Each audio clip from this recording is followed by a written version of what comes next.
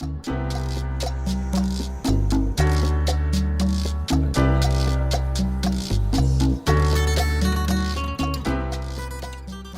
is Find Your Dream Job, the podcast that helps you get hired, have the career you want, and make a difference in life.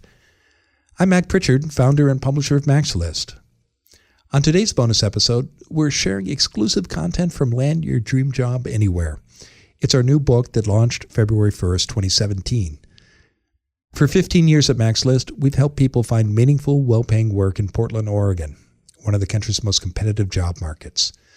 Now we put all of our best job hunting advice in one new book that can help you no matter where you live. Land Your Dream Job Anywhere also includes advice from many of the national career experts who have appeared on our podcast. Here's Jeff Weiss, president of Lesley University and author of the Harvard Business Review's Guide to Negotiating, reading his contribution, 4 Tips on How to Negotiate Like a Pro. Take it away, Jeff.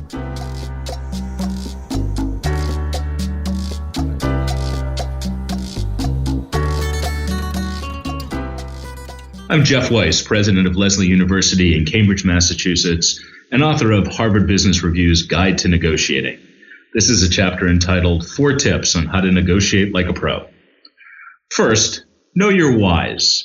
People often think of negotiations in terms of their wants. They want more money or more vacation time or a new job title. Being clear on your wants is important, but even more important is knowing why you want these things. For example, do you want more money to make a down payment on a house, or to pay off student loans, or to invest in your retirement fund? It's the whys that you want to satisfy in negotiation, and the whys that give you more creativity and flexibility in negotiation. Employers have whys on their side as well. There are reasons why they need to protect some things and achieve other things, and why they therefore might be more flexible in one area of compensation and less flexible in others. Figure out the interests on both sides of the table, and you'll find fruitful areas for negotiation. Second, don't fall into stereotypical thinking. Often we think about negotiations as a haggle, where each side makes demands, one high and one low, and they eventually meet somewhere in the middle. I'm going to ask for an X% raise, they're going to offer a Y% raise, and we're going to compromise to a Z% raise. That kind of linear zero-sum thinking limits your opportunity to find creative solutions that work for both parties. Again, we get back to why. Perhaps your employer can't give you the paycheck you're asking for, but can address your underlying need for money. For example, let's say you're looking for more money for tuition to go back to school at night. Your employer may be willing to directly cover your tuition, provide you with a low-interest loan, or put you on an assignment and with a mentor who might be able to help you develop the desired knowledge or skills. The trick is to share your interests and then get creative on how to fulfill them. Instead of haggling, aim to engage in joint problem solving. Start with brainstorming. How might we get this done? Try to develop many possible solutions, or what we often call options. Invent first, evaluate later. In the end, you may find that where you end up actually provides you with more value and interests even better met than what you originally had in your head as your opening request. Third, avoid emotionally driven ultimatums. People can get reactive during a negotiation. Your manager might say, "This is the most I can do," or "If you don't like it, you can look somewhere else," or "We've never done that before." These kind of comments aren't always meant to be tactics or dirty tricks, but they can often feel that way. Don't react in kind. Instead, take a step back. Think about what the person is saying and respond with good questions.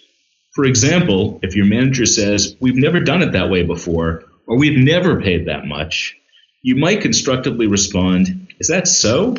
Has no one here ever gotten a raise? Ever been paid this much? Truly no one?"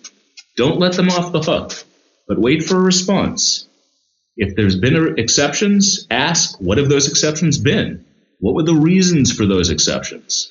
Ask questions that explore both parties' interests and also, as much as possible, get at objective standards.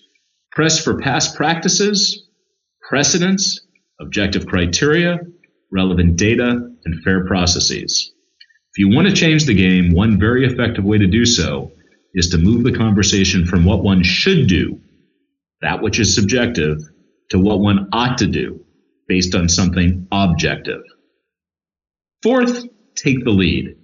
More than half of people in a negotiation wait for the other party to go first, and then shape their approach to what that counterpart does. Don't make this your default. By starting the discussion, you have the opportunity to frame the discussion in a positive, constructive way. Rather than throwing out competing numbers in an emotionally charged haggle session, you can have a constructive conversation around interests, options, and objective standards. Leading the conversation in this direction benefits you, not only in terms of outcome, but also in demonstrating to your employer that you're a skilled negotiator and problem solver.